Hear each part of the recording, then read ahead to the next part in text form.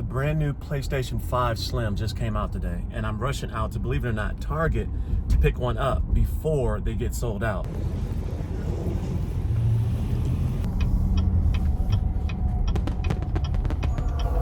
Do you mind if I call you on FaceTime? On the West Coast, so it's late night. I'ma make time, you make time. I'ma make time, you make time. I just wanna see the top with you. I just wanna be in the drop with you. I just wanna spin the block with you. I just wanna spend some nights with you. I got things to do.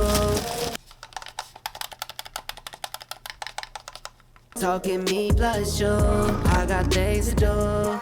Talking me plus you. I got things to do. Talking me plus you. I rushed out to my local Target to get this. They had 2 of the Modern Warfare 3 versions. The community has polar thoughts on this new release. Should you upgrade from the OG to this one if you already have that? And if you don't have either, which one should you buy? There's a lot to unpack, so let's jump right into the unboxing. The back of the PS5 Slim has the same ports, but they're in a different layout. The HDMI is at the top, with the LAN port second, and your 2 USB-A's are below that. However, the power cord is in the same spot. The cooling vents on the rear of the PS5 Slim are not as pronounced and deep as the OG PS5's cooling vents. Looking at the design from the top, it follows the same themes. It's not as aggressive of a design for the vents. Only time will tell if this is better thermal design or not. The front of the PS5 Slim now has 2 USB-C ports instead of 1 USB-C and 1 USB-A port. It's also very glossy and a fingerprint magnet. The 4 hemispheres of the PS5 Slim are neatly finished, half gloss smooth on top and half matte textured at the bottoms. I think the reception for this has been mixed, but I really like it. I think it keeps up with how aggressive the styling was for the OG PS5. I do wish they would have selected matte for the center columns, but I'm going to debrand it as soon as they come out with skins anyway, so it's not a big deal for me. The space between the hemispheres is a very nice design touch. Whether it is for heat dissipation or not, I am unsure, but it gives a nice aggressive break between the upper and lower portions of the Slim. Looking at the design choices so far, this doesn't feel like a Slim, it feels more like a refresh. It seems to be a new motherboard because the port changes on the front as well as the port layouts on the back. And the cooling system is a little bit different as well. So it doesn't, I know a lot of people are talking about like it's not as small as it should be to be a Slim, but I think we called it Slim first, and I think Sony just kind of adopted that because we didn't let it go, but this just feels like a refresh so far to the PS5. This is what the PS5 Slim is going to be known for, its modularity. You can easily take off the lower side plate, which allows you to access the disk drive. The disk drive can be removed as well or added if you buy one of the digital versions, which are not available today at launch. You can also remove the top plate as well, which allows you to see the fan and access the extra SSD housing. It was an act of Congress to take off the top plate. I believe the bottom is expected to be handled more, and so it's less rigorous to adjust, less pins and clamps to break. Here's a good shot of the gloss white versus matte textured side panels. There's only one screw to remove to get into the SSD housing, but once you have it open, there's a ton of space here for SSDs, even those with larger heat sinks. Putting the plates back on felt weird, but with enough trial and error, I got the top back on. The drive feels high quality. The 1-point connection is genius. Whoever was the design engineer on this hopefully was promoted.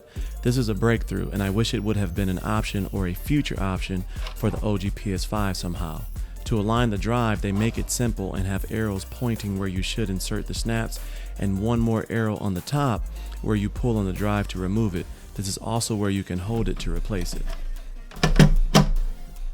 One more time, this is also where you slide your finger in to remove it from the system itself.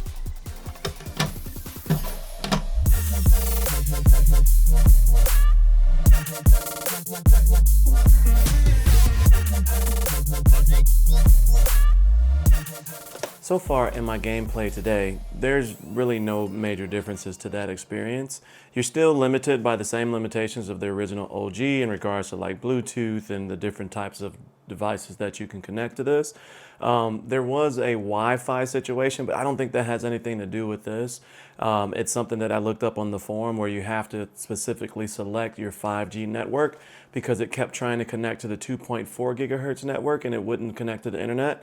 It's a simple fix. You just go into the network settings and you take it off of auto and you select your 5G network. As far as like Bluetooth headphones and Bluetooth earbud, I've always used a Creative, I think it's called the Creative BT3, I think is what it's called. And I've always used that on my PlayStation 5 so that I can use Bluetooth-based headphones. And it works really well. There's no issues whatsoever. You can listen to music through Spotify while you're playing the game and still hearing the audio through the game. A lot of people have been upset about these.